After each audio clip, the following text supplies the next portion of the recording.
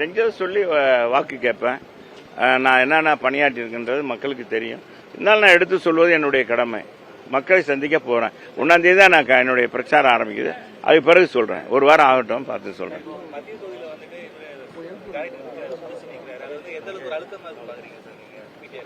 பொதுவாக அண்ணா திராவிட முன்னேற்ற கழகம் வெற்றி பெறும். அது குறைந்த வாக்கு வித்தியாசத்தில் தான் ஏற்கனவே அவருடைய திமுகவுடைய சட்டமன்ற உறுப்பினர் இப்போ அமைச்சராக இருக்கிற பழனிவேல் தியாகராஜன் வெற்றி பெற்றார். இந்த தடவை அண்ணா திராவிட முன்னேற்ற கழகம் வலுவாக இருக்கிறது. அவருடைய செயல்பாடுகளை பார்த்து மக்கள் வாக்களிப்பார்கள். இப்போ பொதுவாக தேர்தல் கமிஷன்ல இருந்து இந்த தேர்தல் நேரத்தில் பயன்படுத்துகிற ஸ்பீக்கரு, சேரு, இந்த போட்டிருக்கிற துண்டு, கொடி, பேட்ஜு, இதுக்கெல்லாம் ஒரு ரேட்டு போட்டிருக்காங்க. இது மாதிரி பல இதுக்கு ஒரு ஆமாம் சேர் செலவுனா இந்த மாதிரி ஒரு சேர் போட்டால் 50 ரூபா கணக்கு சொல்கிறாங்க. இன்னைக்கு மேற்கொண்டு போட்டால் 3 சேர் 150 ரூபா கொடுத்தா ஒரு பெரிய சேர் வாங்கிடலாம். இதில் என்ன ஆச்சுன்னா ஒரு சேர் 50 ரூபா போட்டிருக்காங்க. அது 10 ரூபா தான் வெளியே வாடகை. இது மாதிரி சில இதில் பிளாஸ்டிக் சேர், அந்த ஒவ்வொன்றுக்கும் பேப்பர் கொடினா அதுக்கு எவ்வளோ போடுறாங்கன்னா 51 ரூபா போட்டிருக்காங்க. அது விலையே 25 ரூபா தான், 51 ரூபா போட்டிருக்காங்க. காட்டன் துணி கொடிக்கு 258 ரூபா போட்டிருக்காங்க. காட்டன் துணி கொடிக்கு ஆக்சுவலாக 100 ரூபா, 90 ரூபா, 100 ரூபா தான். இதெல்லாம் இப்போ நாங்கள் சொல்லிட்டு வந்திருக்கோம். ஒரு மாநகராட்சி மண்டபத்தில் பிடிச்ச ஒரு ஆலோசனை கூட்டம் போட்டால் 60,000 ரூபா போட்டிருக்காங்க. 60,000 ரூபாயே மாநகராட்சியில் நிர்ணயமே கிடையாது. மதுரை மாநகராட்சியில் எடுத்துக்கிட்டீங்கன்னா தெரியும். 25 ரூபா, 10 ரூபா, 15 ரூபா, 30 ரூபா, அதிகபட்சம் 30 ரூபா இருக்குமா? அதிகமாக அவ்வளோதான் இருக்கும். அது இது நமக்கு தேவையில்லை. டவுன் பஞ்சாயத்துக்கு அங்கே பஞ்சாயத்து ஆஃபீஸில் அங்கே ஏதாச்சும் இருந்துச்சுன்னா, மண்டபம் இருந்துச்சுன்னா அதுக்கு 15,000 ரூபா போட்டிருக்காங்க. இதெல்லாம் நாங்கள் சொல்லியிருக்கோம். காலையில் டிஃபனுக்கு இவங்க போட்டிருக்கிறது 93 ரூபா போட்டிருக்காங்க. அது இட்லி இருந்தாலும் சரி, பொங்கல்னாலும் சரி, இந்த மாதிரி போட்டிருக்காங்க. ஒரு இதுக்கு ஒரு மினி டிஃபனுக்கு கிடையாது, ஒரு இதுக்கு.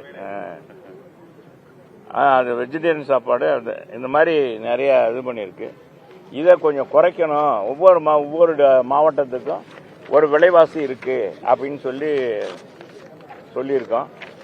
அதை மேலே அனுப்புறேன்னு இருக்காங்க. இது முக்கியமான கோரிக்கை என்ன, மதுரை இப்போ மாநகரில் முழுமையாக எப்படி இருக்குன்னு தெரியல.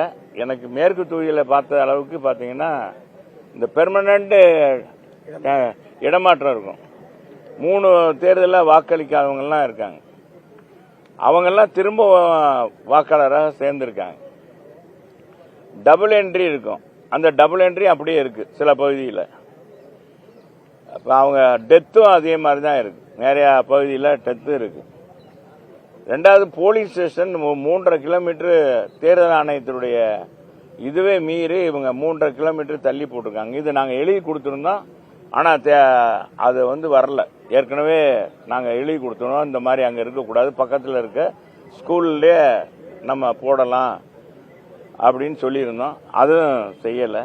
இதையெல்லாம் கோரிக்கையாக கொடுத்து அந்த இஆர்ஓ மேலே நடவடிக்கை எடுக்கணும்னு சொல்லி, வெஸ்ட் இஆர்ஓ மேலே நடவடிக்கை எடுக்கணும். பிஎல்ஓ போட்டதும் சாதாரண ஆளுகளாக போட்டு விட்டாங்க.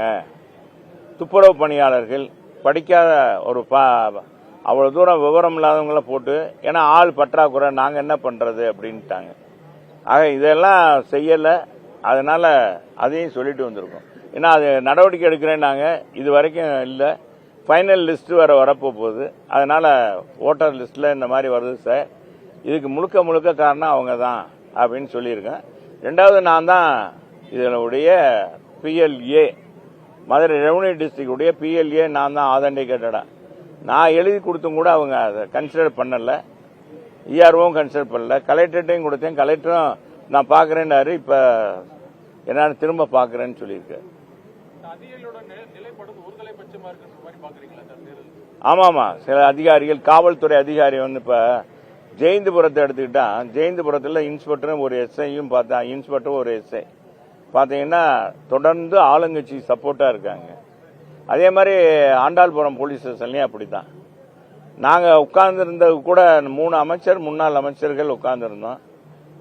அந்த அன்னைக்கு ஆர்ப்பாட்டத்து நிகழ்ச்சிக்காக வந்திருந்தது. அது விஷயமா அவர் தமிழ் மாநிலத்தினுடைய பாரதிய ஜனதாவுடைய தலைவர் வந்தார். அதுக்காக அதை எப்படி செய்யலாம், எப்படி அந்த மேடை அமைக்கலான்னு கேட்டோம். ஆனால் கொஞ்சம் கூட்டம் வந்துச்சு. அது கட்சி நிர்வாகி வருவது வாஸ்தவமான ஒன்று. நிர்வாகி வந்ததை கூட என்ன சொல்றாரு, யார் அதெல்லாம் இருக்கக்கூடாதுங்க, இங்கே நீங்கள் கிளம்புங்க, போங்க போங்க. யாரோ ஆடு மாடை விரட்டுற மாதிரி விரட்டுறாரு அந்த இன்ஸ்பெக்டர். நான் கேட்டேன் புதுசு, அவர் புதுசுன்னா இப்படி ஆடு மாடை விரட்டுற மாதிரியா சொல்லுவாங்க. என்னங்க, நாங்கள் நாளைக்கு ஆர்ப்பாட்டம் பண்ண போகிறோம், அதுக்காக இன்னைக்கு நாளைக்கு காலையில் ஆர்ப்பாட்டம் இருக்குது, அதுக்காக எப்படி இது பண்ணலாம் வைக்கலான்னு ஒரு ஆலோசனை 3 ரெவன்யூ மாவட்டம், ஒரு ரெவன்யூ மாவட்டத்தினுடைய 3 மாவட்ட செயலர், எங்கள் மாவட்ட செயலர், பாரதிய ஜனதா தோழமை கட்சி எல்லாரும் வந்திருக்காங்க. அப்படின் போது வரத்தானே சார் செய்யும். கொஞ்சம் போக்குவரத்து ஒன்றும் இடைஞ்சல் இல்லை, நீங்கள் கொஞ்சம் மென்ன வச்சு ஏதாவது இடைஞ்சல் இருக்கா அப்படின்னா, இல்லை நாங்கள் இடைஞ்சல் வருது, நீங்கள் கிளம்புங்க, முதல்ல கிளம்புங்க அப்படின்னாரு. நீங்கள் கேஸ் வேணா போடுங்க சார், நாங்கள் முடிச்சுக்கிறோம் அப்படின்னு. ஆக எடுத்த உடனே இந்த மாதிரி ஒரு இதெல்லாம் அதிகாரிகள்லாம் இருக்காங்க.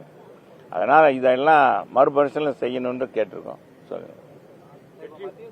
அது அதுக்கான இது நாங்கள் மேலே புகார் கொடுத்துருக்கோம்.